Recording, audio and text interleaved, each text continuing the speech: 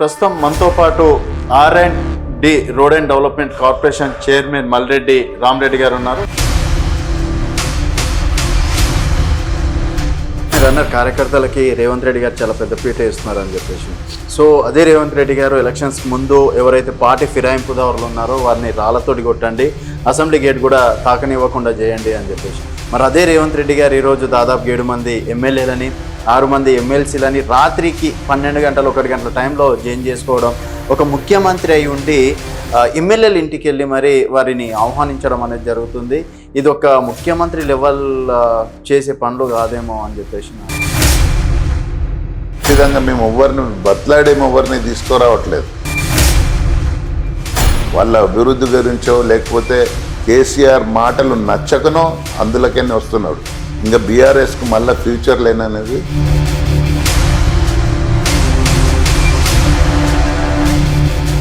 ఏ నెలల్లో 70 సమస్యలు ఉన్నాయి సార్, మీరేమో చాలా సస్యశ్యామలం ఉంది, చాలా బాగుంది, హైలైట్ నడుస్తుంది మా ప్రభుత్వం. మీరు ఈ రాష్ట్రాన్ని రూపాయి అప్పులేని మిగులు బడ్జెట్ ఉన్న రాష్ట్రాన్ని 7 లక్షల కోట్ల అప్పు చేశాడు. ఏంది ఈ రాష్ట్రం ఎక్కడ పోతుందో?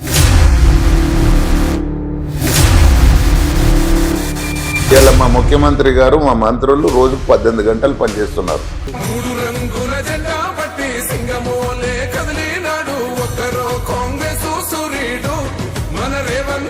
కేసీఆర్ 18 గంటలు ఇచ్చిపెట్టి ఒక 8 గంటలన్నా పనిచేసిండ ఈ రాష్ట్రం గురించి. వచ్చి రాజభోగాలు అన్వయించుకుంటా ఒక ఫామ్ హౌస్లో వండుకునే.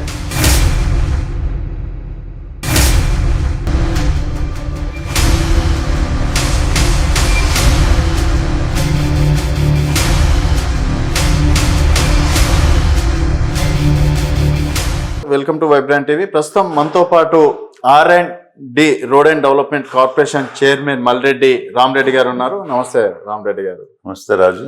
అండ్ కంగ్రాచులేషన్స్ అండి, మొత్తానికి కార్పొరేషన్ చైర్మన్ అంటే కష్టపడ్డ కార్యకర్తలకు ఇస్తా అన్నారు. ఆ టైంలో మీరు ఎల్బీ నగర్ టికెట్ కూడా త్యాగం చేయడం అనేది జరిగింది పార్టీ కోసం. అండ్ పార్టీ కోసం ఇంకా చెప్పుకోవాలంటే చాలా సేవలు చేశారు. మొత్తానికి కార్పొరేషన్ చైర్మన్ వచ్చింది, ఎట్లా అనిపిస్తుంది? ఫస్ట్ ముందుగా మరి మమ్మల్ని కష్టపడ్డామని గుర్తించి ఆ రోజు టికెట్ కొన్ని అనివార్య కారణాల వల్ల ఇవ్వలేకపోయినా ఈరోజు road development corporation state level post మరి మా ముఖ్యమంత్రి గారు ఆయనతో పాటు 5 సంవత్సరాలు కష్టపడి పనిచేసిన ప్రతి కార్యకర్తకు ఈరోజు 42 మందికి వివిధ పోస్టులు అలాట్ చేయడం జరిగింది. మరి ముందు ముఖ్యమంత్రి గారికి, అదేవిధంగా మా ఏఐసి మల్లికార్జున ఖర్గే గారికి, రాహుల్ గాంధీ గారికి, ప్రియాంక గారికి, సోనియా గాంధీ గారికి నేను ముందుగా ధన్యవాదాలు తెలియజేసుకుంటున్నా.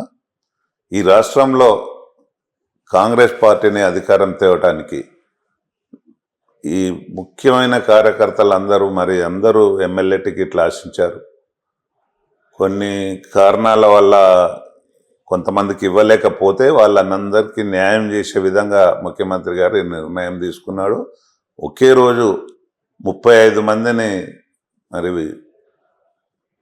వైఎస్ రాజశేఖర రెడ్డి ముఖ్యమంత్రి గారి జయంతి సందర్భంగా ఆ రోజు అనౌన్స్ చేసిండు. అందరూ అదే రోజు చాలా మటుకు ఛార్జ్ తీసుకోవడం కూడా జరిగింది. ఓకే, సో మరి బాధ్యతలు, కొత్త బాధ్యతలు ఎట్లా నిర్వహిస్తారు అనుకోవచ్చు? అంటే మొన్నటి వరకు పార్టీ లైన్, ఇప్పుడు ప్రభుత్వానికి సంబంధించి కార్యక్రమాలు. ఇప్పుడు గతంలో 10 సంవత్సరాలు కేసీఆర్ గారు ముఖ్యమంత్రి ఉండి మరి ఇలాంటి కార్పొరేషన్లకు ఒక్కరోజు కూడా అసలు ఏం జరుగుతుంది, ఈ కార్పొరేషన్లు ఇచ్చినాము, ఏం పని చేయాలనేది అవగాహన లేకుండా ఓన్లీ అప్పులు తీసుకొచ్చి పెట్టడానికే ఈ కార్పొరేషన్లు ఏర్పాటు చేసినట్టుగా మేము భావిస్తున్నాం.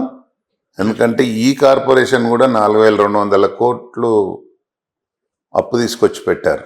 ఓకే, ఇప్పుడు అవి ఇట్లా అప్పులు కట్టాలా లేకపోతే ఫర్దర్గా డెవలప్ చేయాలా అనేది మేము 2-3 రోజుల సంది మేము అధికారులను కూర్చుండబెట్టుకొని ఈఎన్సీలతోటి కానీ సిఈలతోటి కానీ డిస్కస్ చేస్తూ ఉన్నాం. ఏ విధంగా మన హైదరాబాద్ చుట్టూన్న బాగా రద్దీగా ఉండే రోడ్లు ఏ విధంగా అభివృద్ధి చేయాలి, అదేవిధంగా రోడ్లు వైడనింగ్ కానీ విపరీతమైన ట్రాఫిక్ ఉన్న రోడ్లలో ముందుగా చేయటానికి ఒక ప్రణాళికలు తయారు చేసుకొని మరి మా మంత్రి గారు కోమటిరెడ్డి వెంకటరెడ్డి గారు R&B మినిస్టర్ ఉన్నారు, అదేవిధంగా ముఖ్యమంత్రి గారు కూడా ఈ 3 రోజులు అని చూస్తున్నాం.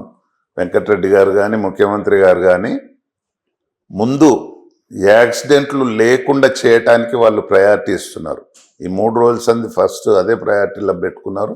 అంతేకాకుండా సెంట్రల్ గవర్నమెంట్ నుంచి కానీ ఇక్కడ స్టేట్ గవర్నమెంట్లో కూడా ఏ రోడ్లు ముందు ప్రయారిటీ తీసుకొని చెయ్యాలని ముందుగా రివ్యూస్ జరుగుతున్నాయి. ఖచ్చితంగా ఈ అర్బన్ ప్రాంతం అంతా అభివృద్ధి చెందాలంటే ముందు రోడ్లు చక్కగా ఉండాలి. ఈ రాష్ట్రంలో 4 కోట్ల జనాభా ఉంటే అందులో 2 కోట్ల జనాభా ఈ హైదరాబాద్ చుట్టూన్న ప్రాంతాలలో ఉంది. అవి పర్ఫెక్ట్గా రోడ్లు చేస్తే కొన్ని సమస్యలు పరిష్కారం అవుతాయి. ఇప్పుడు గతంలో కాంగ్రెస్ పార్టీ ఉన్నప్పుడే ఔటర్ రింగ్ రోడ్ వేశారు. ఇప్పుడు మళ్ళీ కాంగ్రెస్ పార్టీ వచ్చినాకనే RRR వేయబోతున్నాం. మరి ఈ రాష్ట్రాన్ని 3 భాగాలుగా చూస్తున్నారు ముఖ్యమంత్రి గారు. అయితే ఒకటి పూర్తిగా ORR వరకు అర్బన్ ప్రాంతం, ORR నుంచి RRR వరకు సెమీ అర్బన్, అవతలొచ్చి రూరల్ కింద కౌంట్ చేసుకొని ఈ ఫస్ట్ ఈ ORR వరకు అర్బన్ ప్రాంతంలో ఉన్న రోడ్లు బ్రహ్మాండంగా చేయగలిగితే చాలా సమస్యలు పరిష్కారం అవుతాయి. ఈ హైదరాబాద్లో పెద్ద పెద్ద టవర్లు వచ్చి ట్రాఫిక్ అంతా క్రౌడ్ కాకుండా రోడ్లు బ్రహ్మాండంగా ఉంటే ఇక్కడి నుంచి ఒక 30-40 కిలోమీటర్లు అవతలికి పోయి కూడా ప్రజలు ఇండ్లు కట్టుకొని హైదరాబాద్కు అప్ అండ్ డౌన్ చేసే పరిస్థితి ఉంటుంది రోడ్లు మంచిగా ఉంటాయి. లేకపోతే ప్రతి ఒక్కరు హైదరాబాద్ దగ్గరలోనే ఎంత పెద్ద అపార్ట్మెంట్ ఎన్ని ఫ్లోర్లు పోయినా అందులో ఉండటానికి అని ఆలోచిస్తున్నారు. కాబట్టి వీళ్ళ ఒక అపార్ట్మెంట్లో అంటే మార్నింగ్ టైం కానీ ఈవినింగ్ టైం కానీ చూస్తే ఆ సరౌండింగ్స్లో అంతా ఒక్కొక్క అపార్ట్మెంట్లో 5,000 నుంచి 10,000 వెహికల్స్ ఒక్కసారి రోడ్డు మీదకి వస్తున్నాయి. ఆ సమస్య పరిష్కారం జరగాలంటే ఈ రోడ్లన్నీ ఎక్స్టెండ్ కావాలి. ORR వరకు కానీ అదే వరకు RRR వరకు ఆ ఎక్స్టెండెడ్ రోడ్లన్నీ బ్రహ్మాండంగా చేయటానికి మేము అధికారులు అందరితోటి మరి మేము కూడా 2 రోజులు డిస్కస్ చేస్తా ఉన్నాం. సార్ మీరు అన్నారు కార్యకర్తలకి రేవంత్ రెడ్డి గారు చాలా పెద్ద పీట వేస్తున్నారు అని చెప్పేసి. సో అదే రేవంత్ రెడ్డి గారు ఎలక్షన్స్ ముందు ఎవరైతే పార్టీ ఫిరాయింపుదారులు ఉన్నారో వారిని రాళ్లతోటి కొట్టండి, అసెంబ్లీ గేట్ కూడా తాకనివ్వకుండా చేయండి అని చెప్పేసి. మరి అదే రేవంత్ రెడ్డి గారు ఈరోజు దాదాపు 7 మంది ఎమ్మెల్యేలని 6 మంది ఎమ్మెల్సీలని రాత్రికి 12 గంటలు 1 గంటల టైంలో జాయిన్ చేసుకోవడం, ఒక ముఖ్యమంత్రి అయి ఉండి ఎమ్మెల్యేల ఇంటికి వెళ్ళి మరి వారిని ఆహ్వానించడం అనేది జరుగుతుంది. ఇది ఒక ముఖ్యమంత్రి లెవెల్ చేసే పనులు కాదేమో అని చెప్పేసి నా ముందు ఆ విషయానికి వస్తే కేసీఆర్ను రాళ్లతోటి కొట్టిపోయాలి. ప్రజలు మ్యాండేట్ ఇచ్చారు 5 సంవత్సరాలు ముఖ్యమంత్రిగా కాంగ్రెస్ పార్టీ పాలించమని. ఎలక్షన్ అయిన 10 రోజుల నుంచే మేము కాంగ్రెస్ గవర్నమెంట్ కూలగొడతాం, మాకు సెంట్రల్లో బీజేపీ ఉంది, బీజేపీ వాళ్ళు మేము ఏది చేస్తే అది చేస్తారు, మేము ఇద్దరం కలిసి గవర్నమెంట్ కూలగొడతాం అని అంటే అక్కడ వాళ్ళ ఎమ్మెల్యేలు కూడా ఇంత అన్యాయం చేస్తాడా అని కసితోటి కాంగ్రెస్ పార్టీకి వస్తున్నారు. ఎవ్వరు మేము పిలిచి అడగడమో లేకపోతే ఎవరన్నా పెద్ద మనిషి ఉంటే ఒక ఏజ్కి రెస్పెక్ట్ ఇచ్చి పోతే ఒకరిద్దరి దగ్గరికి పోయి ఉండొచ్చు. కానీ ఇప్పుడు వాళ్ళ ఎమ్మెల్యేలు అభివృద్ధి గురించి అని ఇంకోటి వాళ్ళు ఎంతమందిని చేర్చుకున్నారు నువ్వు చూసినావు కదా రాజు. దాదాపు 60-70 మందిని వేరే పార్టీలలో గెలిస్తే తీసుకొచ్చి పెట్టుకున్నారు. అలా నవ్వడు కూలగొడతామని అనలే. ఆ రోజు 88 మంది ఎమ్మెల్యేలు గెలిచిర్రు. ఆ రోజు ఎవ్వరిని కూడా మేము గవర్నమెంట్ కూలగొడతాం మీ సంగతి చూస్తామని ఎవరు మేము అనలే. మేము ఖచ్చితంగా మిమ్మల్ని మీరు చేర్చిన తప్పులు ఎండగడతాం, మిమ్మల్ని నిలదీస్తామని చెప్పిర్రు తప్ప ఇలాంటి పద్ధతి చేసుకోవాలి. బీజేపీ వాళ్ళు తోడు దొంగల్లాగా ఇద్దరు కలిసి మరి కాంగ్రెస్ గవర్నమెంట్ కూలగొడతాం మేము ఇది చేస్తామని అంటే ముందు ఆ రోజే చెప్పాడు ముఖ్యమంత్రి గారు, మేము గేట్లు తెలిస్తే మొత్తం నీకు 4 తప్ప ఎవ్వరు మిగిలిన నీ పార్టీలు అని. ఇవాళ అదేవిధంగా మేము ఎవరిని తీసుకురావట్లేదు. వాళ్ళ అభివృద్ధి గురించో లేకపోతే కేసీఆర్ మాటలు నచ్చకనో అందులోకనే వస్తున్నాడు. ఇంకా బీఆర్ఎస్కు మళ్ళీ ఫ్యూచర్ లేదనేది క్లారిటీగా ఎమ్మెల్యేలు అర్థం చేసుకుంటున్నారు. సార్ ఇప్పుడు ఒక ఎమ్మెల్యేని తీసుకొచ్చినప్పుడు ఎగ్జాంపుల్ జగిత్యాల ఇష్యూ తీసుకున్నాం మనము. అంటే అక్కడ స్థానిక ఎమ్మెల్యే క్యాండిడేట్కి రెస్పెక్ట్ ఇవ్వట్లేదు, రీసెంట్గా ఫ్లెక్సీలలో కూడా ఆయన ఫోటో ఇవ్వట్లేదని. సో మీరు ఇట్లా చేర్చుకుంటూ పోతే అక్కడ ఉన్న కార్యకర్తలు డిస్టర్బ్ అవుతారు, క్యాడర్ కూడా డిస్టర్బ్ అయ్యే అవకాశాలు ఉంటాయి కదా సార్. ఇప్పుడు జగిత్యాల విషయంలో ఆల్రెడీ జగిత్యాల అంటే ఎక్కడైనా డిస్టర్బ్ అవుతారంటే వాళ్ళని అందరిని సమన్వయం చేయడానికి ఒక కమిటీ వేశారు. అక్కడ జానారెడ్డి గారి ఆధ్వర్యంలో ఒక కమిటీ కూడా వేశారు, చేరికల కమిటీ అని. ఏదున్నా ఆయన నోటీసులో పెట్టే చేర్చుకుంటున్నారు. ఎవరు పడతాళ్ళు వస్తే తీసుకున్నట్టు. కొంతమంది ఇప్పుడు మా కాంగ్రెస్ పార్టీని నట్టేట ముంచి అమ్ముకొని పోయిన వాళ్ళు కూడా కాంగ్రెస్ పార్టీలో చేరుతామని తిరుగుతున్నారు. వాళ్ళని రానియట్లేదు కదా ప్రస్తుతం అయితే. ఓకే, వాళ్ళని రానివ్వట్లేదు. లేదు, రానివ్వట్లేదు. కేసీఆర్ గారు ఇప్పుడు కేసీఆర్ గారు ఎంబడి ఉన్నోళ్ళే ఆయన పనితనం నచ్చక, ఆయన మాటలు నచ్చక, ఇంకా కూడా బుద్ధి రాలేదు కేసీఆర్ కానీ వాళ్ళు ఆయన వదిలిపెట్టి వస్తున్నారు. భవిష్యత్తు లేదు బీఆర్ఎస్కి అనేది చాలా మందికి ఒక నమ్మకం. ఇంకా కాంగ్రెస్ తప్ప ఈ రాష్ట్రంలో వేరేది లేదు. ఖచ్చితంగా ఇప్పుడు మేము ఇచ్చిన ఎలక్షన్ల ముంగట ఇచ్చిన 6 గ్యారంటీలు అనుకోండి, ఈ 6 గ్యారంటీలు 6 నెలల లోపల పూర్తిగా ఫుల్ఫిల్ చేసినాం రాజు. ఎప్పుడైనా కేసీఆర్ లాస్ట్ టైం ఎన్ని మాయ మాటలు చెప్పి మరి గవర్నమెంట్ వచ్చినాక మళ్ళీ నన్ను పట్టించుకున్న మళ్ళీ ఎప్పుడు ఎలక్షన్ల కంటే 6 నెలల ముందు చేస్తాడు. మేము అట్లా కాదు, ఎలక్షన్ అయినాక 6 నెలల లోపల అన్ని కంప్లీట్ చేసినాం. సార్, ప్రజలు కేసీఆర్ చేసిన తప్పే రేవంత్ రెడ్డి గారు చేస్తున్నారు. ఆయనను ఎన్నుకున్నది ఈ ఎమ్మెల్యేలను చేసుకోవడానికే, మా ప్రజల కష్టాలు తీర్చడానికే. ఆయన మీరు అన్నారు 6 గ్యారెంటీలు అని చెప్పేసి. ఇప్పటి వరకు ముసలవ్వలకి 2000 తప్ప ఎక్కువ పింఛన్ రావట్లేదు. ముసలి తిట్టుకుంటున్నారు సార్. స్టిల్ మా ఊర్లో తిట్టుకుంటున్న మాటలే చెప్తున్నా. తర్వాత మహిళలకు 2500 అన్నారు. ఎక్కడ అంటే ఒక జర్నలిస్ట్గా నేను కూడా తిరుగుతుంటాను కాబట్టి ఏమే మీరు రేవంత్ సార్ 2500 ఎప్పుడు ఇస్తారని చెప్పేసి అంటున్నాను. ఆయన గృహజ్యోతి కూడా ఇంకా పూర్తి స్థాయిలో కొందరికి మాత్రమే వస్తుంది, ఇంకా కొందరికి రావట్లేదు. ఆ విషయంలో కూడా వెనుకబాటు పడుతుంది. కొత్త రేషన్ కార్డులు కావచ్చు, ఇట్లా సమస్యలు చెప్పుకుంటా పోతే 7 నెలల్లో 70 సమస్యలు ఉన్నాయి సార్. మీరేమో చాలా సస్యశ్యామలం ఉంది, చాలా బాగుంది, హైలైట్ నడుస్తుంది మా ప్రభుత్వం అని మీరు అంటున్నారు. 70 సమస్యలు అనేది కాదు. మీరు ఎంతసేపు గృహజ్యోతి ఆల్రెడీ ఖమ్మంలో లాంచ్ చేసినాం. లాంచ్ చేయగానే ఓవర్నైట్లో మొత్తం బిల్డింగ్లు అయితే తయారు కావు కదా. 3500 ప్రతి నియోజకవర్గానికి ఇస్తామన్నాం. ఇప్పుడు ఆల్రెడీ అనౌన్స్ కూడా చేసిర్రు, అది ప్రాసెస్లో ఉంది. మిగతా ఇంకా ఇప్పుడు మహిళలకు 2500 ఒక్కటే పెండింగ్ ఉంది. అది కూడా ఇప్పుడు ఎలక్షన్ అయిన నుంచి ఒక 3 నెలలు అయితే ఎలక్షన్ కోడే ఉంది కదా. ఇంకా వీళ్ళు అధికారంలో ఉండి పని ఎడ చేయనిచ్చారు, పని ఎక్కడ చేసేటానికి అవకాశం వచ్చింది. గ్యారంటీగా ఒకసారి ప్రభుత్వం మారితే 1 ఇయర్ అన్న పడుతుంది. 1 ఇయర్ పట్టే టైంలో కూడా ఇప్పుడు ఇన్ని స్కీమ్లు కంప్లీట్ చేసిరంటే, ఇప్పుడు ఉచిత విద్యుత్ అనుకోండి 200 అవి అయ్యిందా, గ్యాస్ సిలిండర్ అయిందా, ఫ్రీ బస్ అయిందా, అదేవిధంగా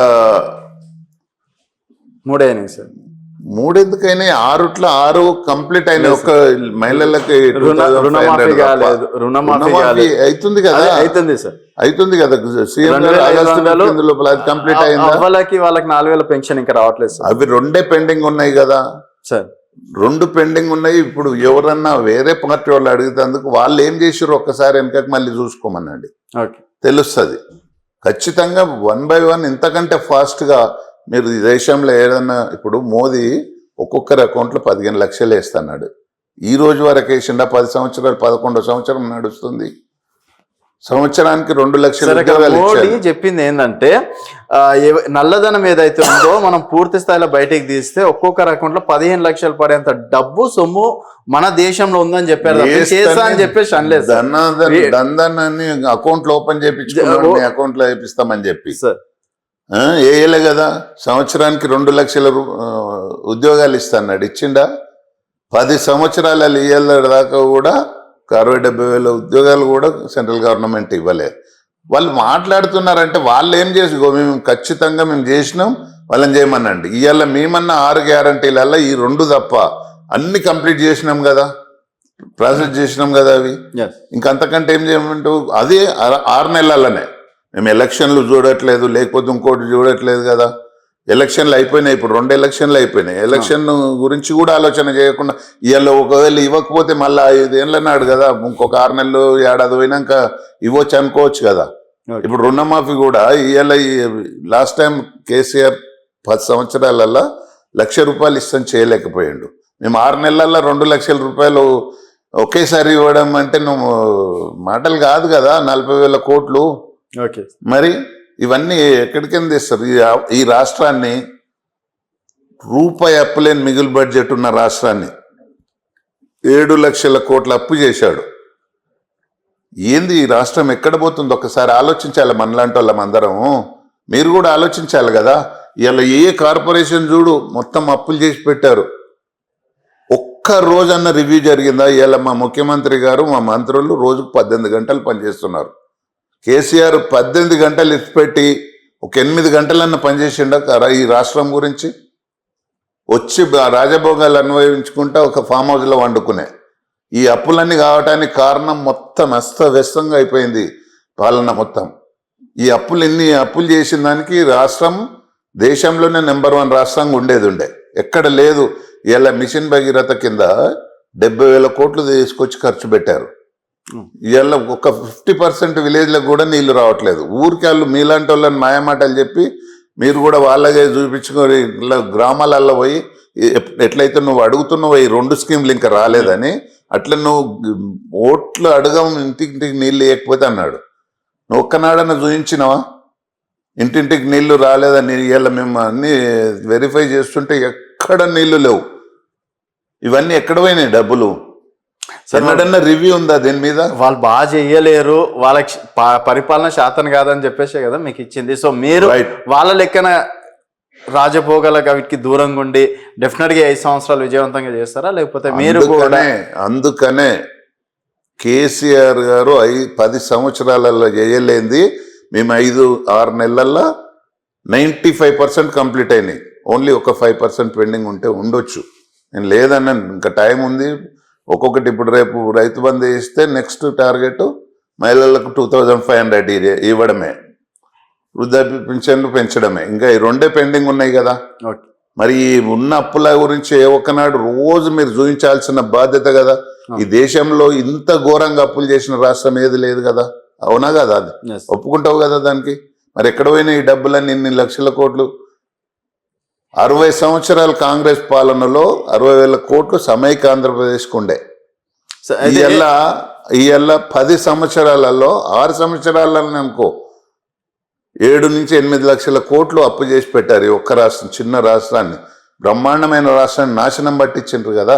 ఇదే అంశం పైన కేసీఆర్ గారిని కూడా అడిగినాం సార్. అడిగితే లంక బిందెలు ఉండడానికి అదేమన్నా అదే పరిపాలన శాతం కానప్పుడే లోడ్ బడ్జెట్ ఉంది, అప్పులు తెచ్చి పెట్టిండ్రు, అప్పుల రాష్ట్రంగా చేసి పెట్టిండ్రు. సో ప్రతి ఒక్క రాష్ట్రంలో అప్పులు చేయింది ఏ రాష్ట్రం ఉండదు భారతదేశంలో అని కేసీఆర్ గారే చెప్పడం అనేది జరిగింది.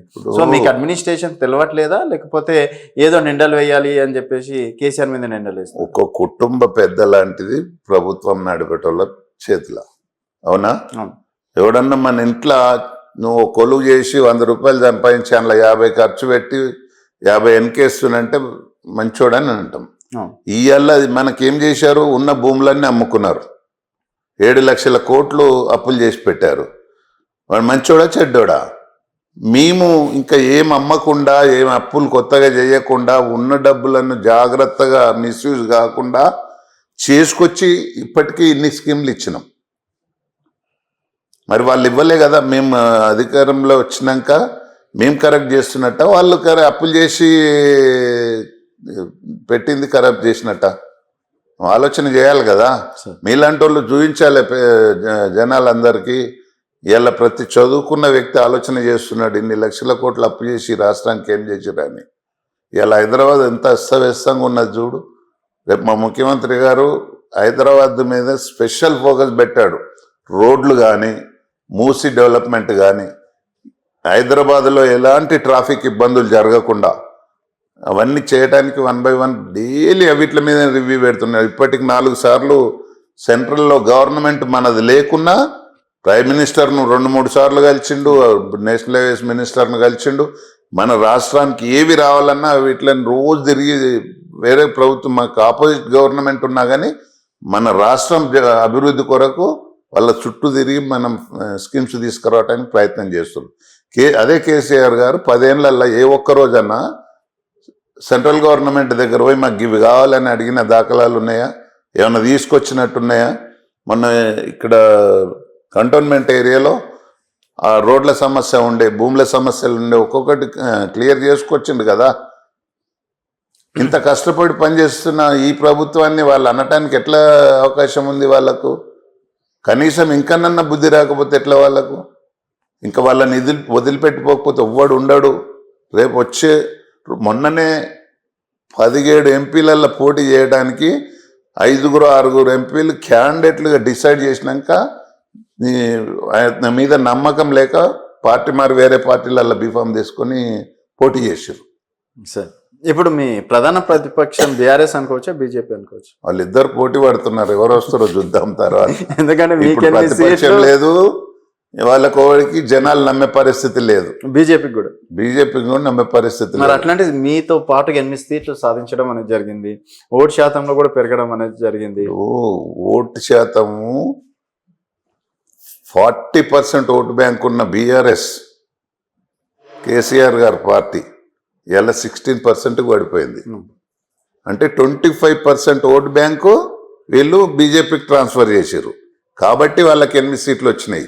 లేకపోతే వాళ్ళిద్దరికి ఒక్కొక్క సీట్కి ఎక్కువ రాకపోతుండే, 14 సీట్లు గ్యారంటీగా కాంగ్రెస్ పార్టీకి వస్తుండే. నువ్వు క్యాల్కులేషన్ చేసి చూడు, ఎవరు ఓటు బ్యాంక్ వాళ్ళకు ఉంచుకుంటే 3 నెలల్లో 40% ఉన్నది 15%కి వచ్చిందంటే ఆ ఓట్ బ్యాంక్ అంతా వీళ్ళు ట్రాన్స్ఫర్ చేసిరు కదా, వాళ్ళిద్దరు ఒక్కటై. బండి సంజయ్ గారు అన్నారు కాంగ్రెస్ వాళ్ళు కూడా నాకు ఓట్లు వేశారు కాబట్టి నేను ఎంపీగా గెలిచానని. సో ఏం సార్ మరి, అంటే కాంగ్రెస్ ఓట్ బ్యాంక్ కూడా బీజేపీకి టర్న్ అయిందని చెప్పేసి అనుకోవచ్చు? కాంగ్రెస్ ఓట్ బ్యాంకు 2% పెరిగింది ఎమ్మెల్యే ఎలక్షన్లకి, ఎంపీ ఎలక్షన్లకు. మాది ట్రాన్స్ఫర్ అయినట్ట, వాళ్ళదే మాకు ట్రాన్స్ఫర్ అయినట్ట. ఓకే, ఖచ్చితంగా మా ఓట్ బ్యాంక్ ఎక్కడ పోలే, కాంగ్రెస్ పార్టీ ఓట్ బ్యాంక్ ఖచ్చితంగా మాకే ఉంది. సార్ నిరుద్యోగుల విషయం సార్ దాదాపు 10-12 రోజుల నుంచి నడుస్తుంది, ప్రజాప్రభుత్వం అంటారు, మరి ఒక్కసారి కూడా రేవంత్ గారు ఎందుకు రివీల్ చేయట్లేదు, నిరుద్యోగుల గురించి ఎందుకు ఆలోచించట్లేదు? ఇప్పుడు నిరుద్యోగుల గురించి వచ్చిన 3 నెలలనే 30,000 కొలువులు ఇచ్చారు. అది మీరు ఇవ్వలేదు సార్, బీఆర్ఎస్ వాళ్ళు ఇచ్చింది. మేమిచ్చిందే కదా, జస్ట్ నియామక పత్రాలు ఇచ్చి. నియామక పత్రాలు కాదు, వాళ్ళు ఇట్లాంటి ఎగ్జామ్స్ పెట్టి చాలా సార్లు చేసారు. ఏ ఒక్క రోజు కూడా నియామక పత్రాలు ఇచ్చారు అంతే, ఎగ్జామ్ అయిపోయింది, రిజల్ట్ వచ్చినాయి, అన్ని అయిపోయినాయి. ఇప్పుడు మళ్ళా పిలుస్తున్నారు, డిఎస్ పిలుస్తున్నారు, అన్ని ఒక్క రోజుల ప్రాసెస్ అయితే మినిమం ప్రాసెస్ పడుతుంది కదా. అవి చేయకపోతే లేకపోతే పాండాబల మీద పేపర్లు అమ్మినట్టు, కేసీఆర్ అమ్మినట్టు మేము కూడా అమ్ముకోవాల్సి వస్తుంది. మా గవర్నమెంట్ అట్లా కానిస్తలేదు కదా, స్ట్రిక్ట్ గా ఎగ్జామ్స్ కండక్ట్ చేస్తుంది, ఎక్కడ ఇప్పటిదాకా ఇబ్బంది లేకుండా జరుగుతున్నాయి. మరి అది జరగాలంటే పకడ్బందీ ప్లానింగ్ అయితే చేసుకోవాలి కదా, వాళ్ళలాగా ఇస్తలేరంటే ఎట్లా? ఇవన్నీ మాటలు ఇంకొక 4 ఏళ్ల నాడు మాట్లాడాలి, ఇచ్చినమా ఇయ్యలేదా అనేది. ఓకే, సో మొత్తానికి మీ అంటే మంత్రివర్గంలో మరి రోడ్ అండ్ డెవలప్మెంట్ కార్పొరేషన్ ఎట్లా ఉండబోతుంది సార్ ఫైనల్? మా మంత్రి గారు వెంకటరెడ్డి గారు కూడా 24 గంటలు ప్రజా సమస్యల మీద కష్టపడి పనిచేసే వ్యక్తి. ఏడన్నా పని ఉందంటే 1 గంట ముందు చెప్పి పోదాం, నాడు పోయి ఫండ్స్ తెచ్చుకుందాం, సెంట్రల్ గవర్నమెంట్లో కానీ ఇంకేమన్నా వేరే స్కీమ్స్ కానీ ఏవి ఉన్నా చేద్దామంటాడు. లేకపోతే ఉన్న డబ్బులతోటి ఎక్కడ సమస్య ఉంది, ఎక్కడ ముందు చేయాలి, ఎక్కడ వెనక చేయాలని పూర్తిగా అవగాహన కలిగిన వ్యక్తి మా మంత్రి గారు. దానికి తోడుగా మా ముఖ్యమంత్రి గారు కూడా ఈ రాష్ట్రంలో ఏ ప్రాంతంలో ముందు ఖర్చు పెట్టాలి, ఎక్కడ మిస్యూజ్ కాకుండా పని చేయాలనేది ఆలోచించే వ్యక్తి మా ముఖ్యమంత్రి గారు. కాబట్టి మీరు ఒక్క 1.5-2 ఇయర్స్లో చూడండి, ఈ రాష్ట్రాన్ని బ్రహ్మాండమైన అభివృద్ధి ప్రదంలో నడుపుతారు. ఓకే అండి, థ్యాంక్ యూ. సో మొత్తానికి కంగ్రాచులేషన్స్ వన్స్ అగైన్. అండ్ మీరు చెప్పినట్టు గత ప్రభుత్వం చేసిన తప్పులు చేయకుండా ఇంకా అభివృద్ధి పదంలో నడపాలని చెప్పేసి మనస్ఫూర్తిగా కోరుకుంటున్నాం. థ్యాంక్ యూ అండి, thank you so much. Malreddy Rama Reddy గారితో స్పెషల్ ఇంటర్వ్యూ. మరొక గెస్ట్తో మళ్ళీ కలుద్దాం. చూస్తూనే ఉండండి వైబ్రెంట్ టీవీ.